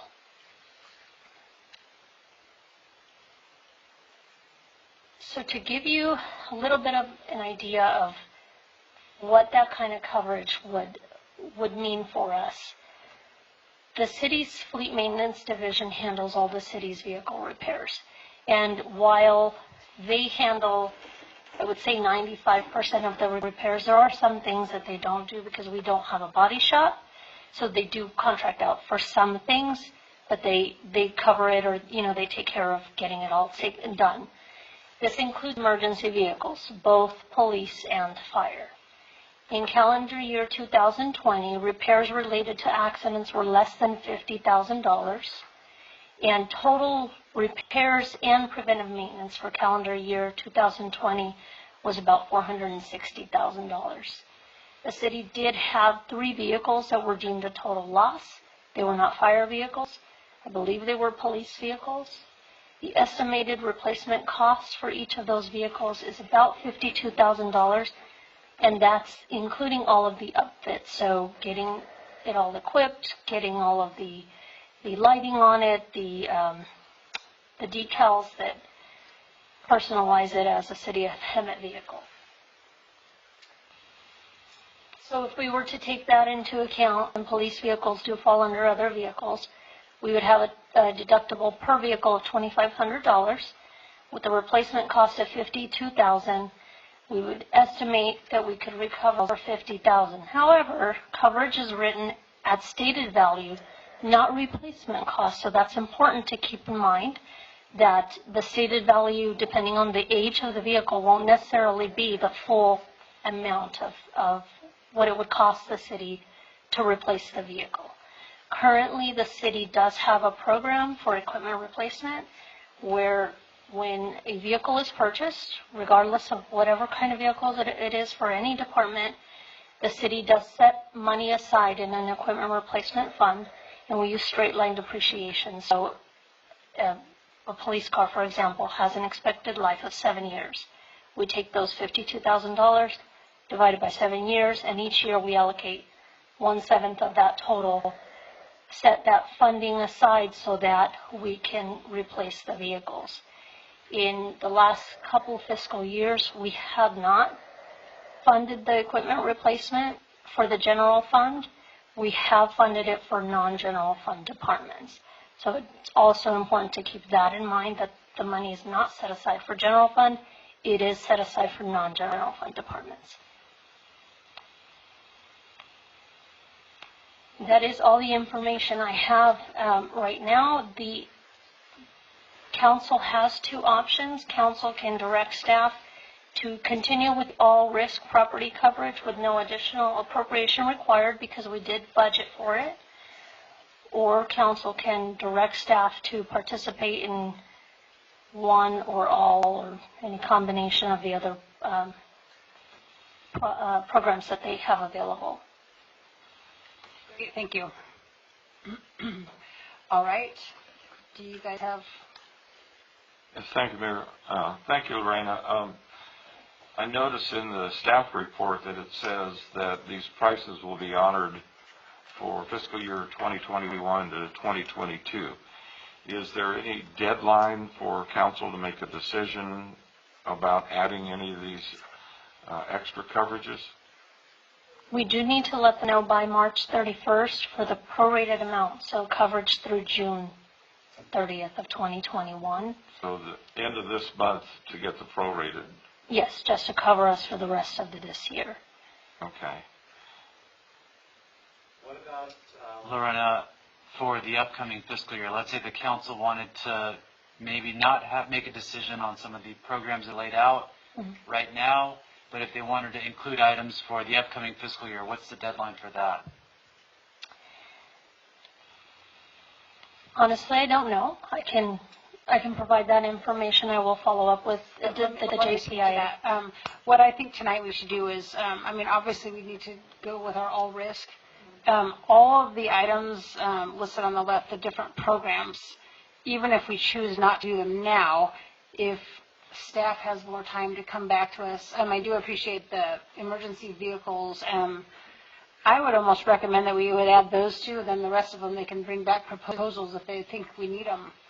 But just the numbers that were shown up there, it would have been more cost effective if we would have had this insurance, regardless of the age of the vehicle, because we pretty much just ate the 50 grand times 3.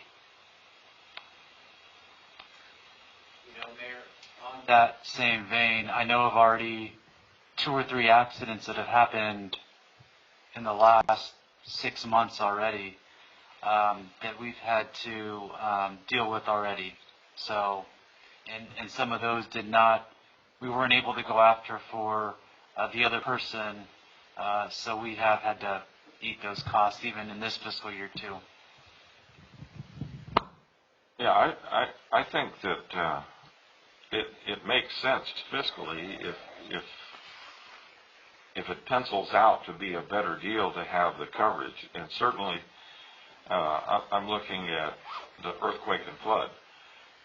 A good portion of our city is in the floodplain of Diamond Valley Lake, and we live in an active fault zone area. So those two alone right there seems like they would be prudent to look at. But I understand that staff doesn't have the detailed comparison right now to see in a what-if scenario, what resources would we have short of declaring a state of local emergency and hopefully get state and federal assistance, but having some degree of insurance. I know from in the private sector, the homeowners, insurance companies are really recommending that you carry earthquake insurance. Even though it's a high deductible, we know that if you live in earthquake country, it's just a matter of when, not if. So I'd be interested in looking at this a little more thoroughly and seeing some what ifs. And maybe, I know it's difficult to pull out a crystal ball and prognosticate on what might happen, but I think we have some history, particularly with vehicles and other situations. I did have one other additional question. Under the category of mechanical breakdown, it says boilers and machinery. Would part of our infrastructure, like water lines and sewer lines, be included in that category? I couldn't answer that for you. I would have to look more into it. So what we can do is bring back more information. I know when I spoke to Alex from the Jpia, he did give me some statistics of what other agencies are doing and what programs are participating in. Most of them participate in the majority of these, but not in earthquake and flood. Well, you read my mind. That was going to be my next question, is what are their other agencies doing? And we can get statistical information from them as far as what other agencies are doing, what kind of claims they've had. I'm sure they'll share that information. And as far as the vehicle history, we can obtain more information on not just calendar year 2020, but going back maybe 3 or 4 years, and what kind of losses the city has seen, and would it have been cost effective to participate in these programs, because currently we don't participate in anything but the all risk. So I always get the call, somebody crashed our vehicle, what do I do? They don't have insurance, we have no insurance to go after, and we don't have specific coverage to file a claim under like we would for personal vehicles. Right, and particularly under emergency vehicles, we've done a lot of mutual aid deployments of fire apparatus, and I know of at least one incident where we had to bring an engine back because of a mechanical problem. Fortunately, it was the OES engine, so we didn't have to foot the bill for that one. But with the frequency of our mutual aid deployments, there's a good likelihood that we get a lot more mechanical wear and tear on our apparatus when they're having to travel that far. Right. Malcolm, do you have any comments or questions? No, Russ asked my question. I just have one. In addition to all of those things you have to find out, could you ask some questions on the pollution, where it talks about certain types of cleanups, non-owned disposal sites above and underground, and exactly what they mean by that? Yes. And whether or what not specifically means certain types? It's certain sites, whatever that is, and also what if the cleanup contains coverage to then store the hazardous waste into the future. Because I know for the builders there's a huge cost. If they tear into an asbestos-laden building, they end up paying for storage for the rest of their lives. And it's really a scary situation. So if it covers things like that, it would be beneficial. Okay. But if we could get an answer, that would be good. So, I have none. all right, I'm going to make the motion. I move that we go with the all risk, the emergency vehicles, and other vehicles for the prorated amount through June 2021, and that staff, and then obviously the included fees that go with the schedule, and then that staff read back details on the other options, maybe during budget time, since you guys off the budget through the year. I'll second that. Motion and a second. Did you say all three? Yeah, hold on. What did you say? Did you say all three here? All risk, emergency, and other? Yeah. Okay. Is there any further discussion? Do you have anything else, Joe? No. I just need to make sure that you authorize the supplemental appropriation for the supplemental items if you are approving them.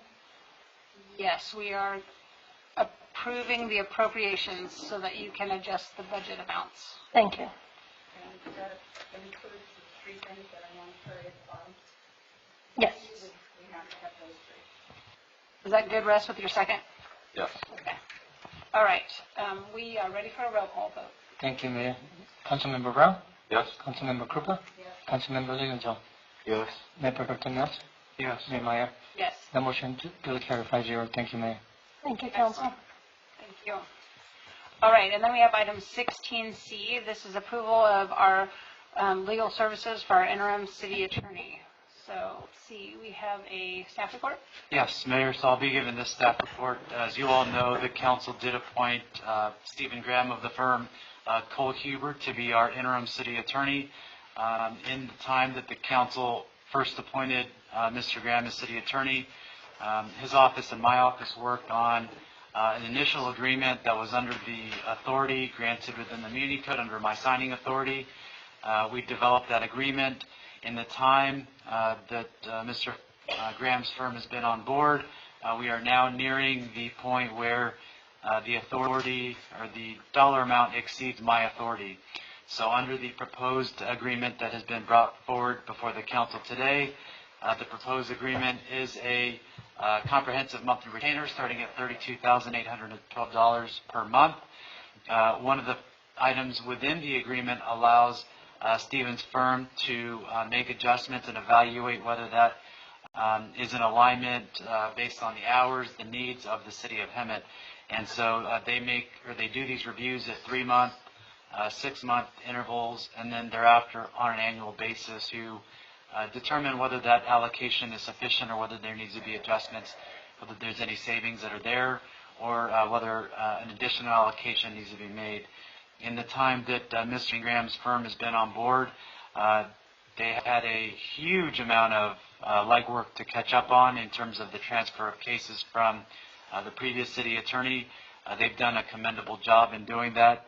I believe that they're fully caught up to speed and caught up with all of the current items within all of the city's operations, and they've been able to navigate a number of critical and sensitive items, and it's been a pleasure working with Stephen and his firm. That concludes the staff report on this item, Mayor. Happy to answer any questions should the council have any. Anyone have questions? Quiet tonight. All right, can we entertain a motion? I'll make a motion to approve the legal services agreement with Cole Huber. I'll second. All right, we have a motion and a second. Do we have any further discussion? Okay, can we have a roll call vote? Councilmember Brown? Yes. Councilmember Krupa? Yes. Councilmember Lilienthal? Yes. Mayor Pro Tem Mills? Yes. Mayor Meyer? Yes. The motion carries 5-0 again, Mayor. Thank you. Thank you. Okay, item number 17, we're going to go on to City Council and staff reports. Councilmember Brown. Okay. Let's see. Don't really have a great deal to report on any of these assignments. I know that WCE is working on some tough issues right now, and I hope to be able to, at our next council meeting, bring back some more detailed information. A lot of that has to do with the difficulties experienced throughout the state on agencies being able to, what they call resource adequacy. So these are the facilities that are generating electricity, and whether it's Southern California Edison or PG&E or all the various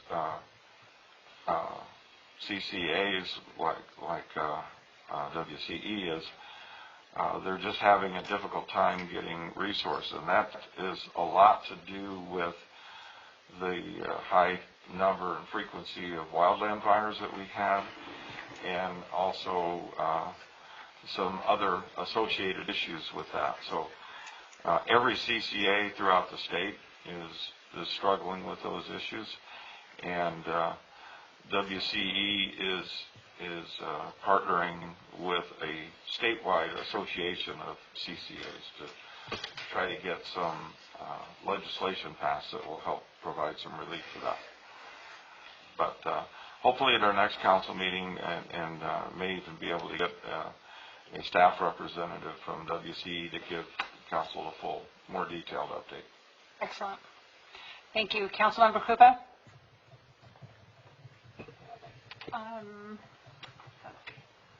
The library trustees had a meeting last week. The kiosk is still exhibiting issues with dispensing books.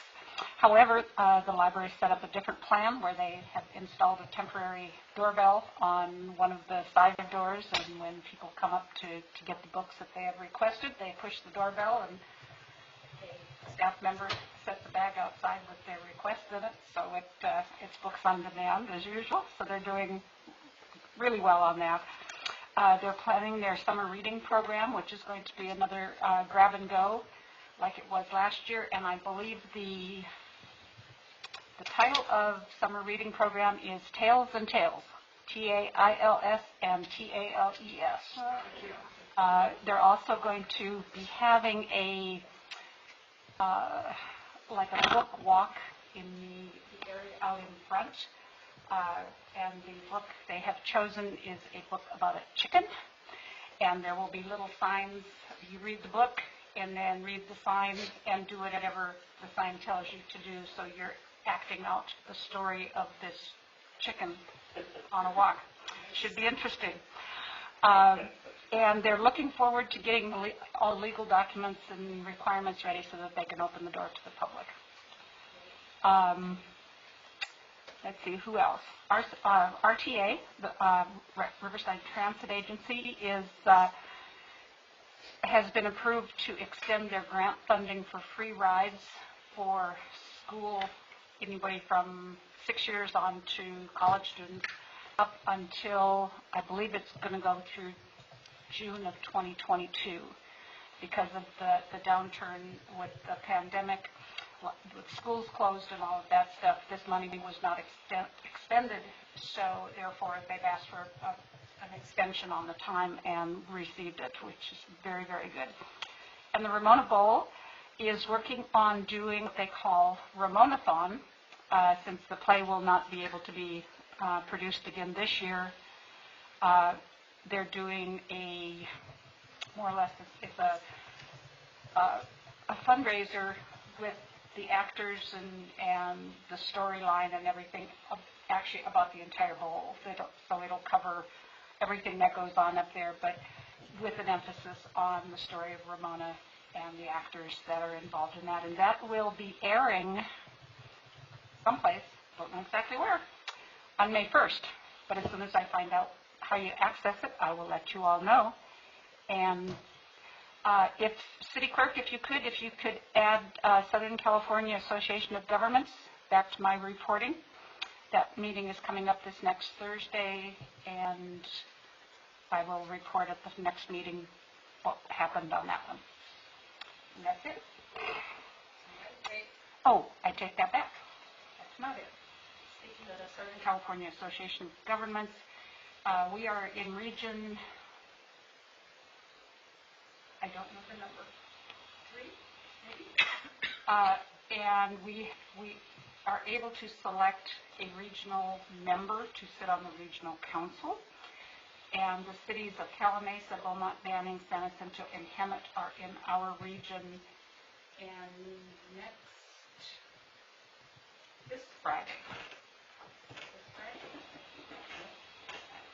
this Thursday, it dropped off my calendar. Do you have it on yours? Is the election.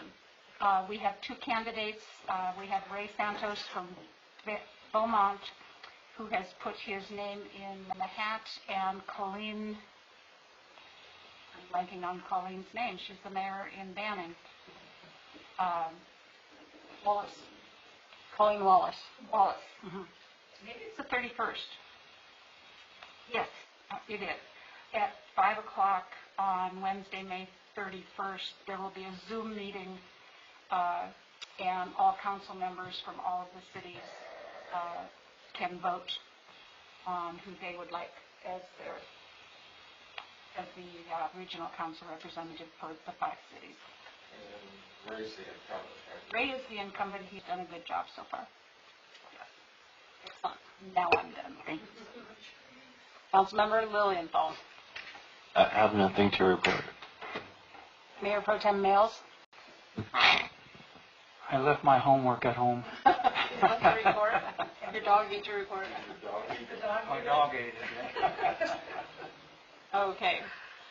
I have nothing to report as well. Next, we have ad hoc committee reports. We have our council protocols. Yes, I'm happy to report that we had a Zoom meeting with the ad hoc committee and our city attorney, and we concluded reviewing all of the proposed updates and modifications. So we're awaiting from the city attorney's office a final product, and then downstream we'll schedule a study session for the whole council to go over it. Now, I think my thought is that we'll get it sent out electronically way in advance so everybody has a chance to read through it and be prepared for our study session, and hopefully we'll be able to adopt it soon. Excellent. Thank you. Banking RFP. Yes. Had a short preliminary meeting yesterday just to see who sent in what, and finance is going to be doing a spreadsheet of fees and costs and services, that type of thing, and then Malcolm and I will be meeting with finance next Wednesday to go over the spreadsheets and go over the RFPs that were sent in. So great, good enough on that one. Mm-hmm. All right, our vision and mission ad hoc, we're just waiting until it's time for our review, our 6-month review, right? Let's see, our cleanup graffiti ad hoc. Have anything to report on? I did apply for a grant to see if we, through Lowe's, to see if we can get $25,000 to help with the cleanup of graffiti, but it will also be monies that could be distributed to help with trash. Okay, then homeless ad hoc. We had a little meeting and went over some different strategies, etc. And then Malcolm had a field trip. The field trip to Anaheim? Yeah. To Anaheim, I went to go see or tour a homeless shelter out there. And it looks like something that we could probably replicate down here to help, and so that we can get them off the streets. They had everything from a dog park to like storage facilities. So when they come in with all of their belongings, it's stored in like their own individual bins. It was separated male and female.